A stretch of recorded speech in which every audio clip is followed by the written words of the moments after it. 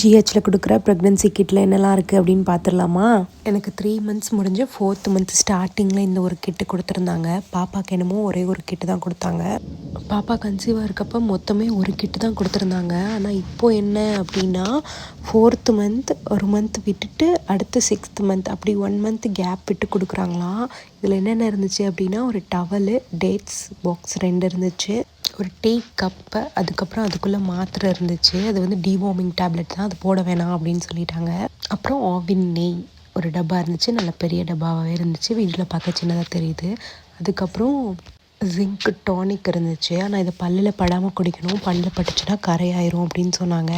அப்புறம் 2 பவுடர், இது வந்து பாலில் மிக்ஸ் பண்ணி குடிக்கிற பவுட்ரு 2 டப்பா கொடுத்துருந்தாங்க.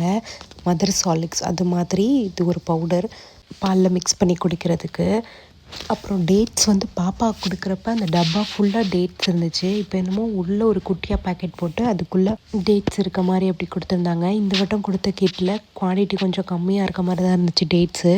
ஆனால் குவாலிட்டி நல்லா தான் கொடுத்துருந்தாங்க, லைன் டேட்ஸ் தான் கொடுத்துருந்தாங்க. இதுதான் கவர்மெண்ட்லேருந்து கொடுக்குற ப்ரெக்னென்சி கிட்டு ப்ரெக்னெண்ட்டாக இருக்கவங்களுக்கு.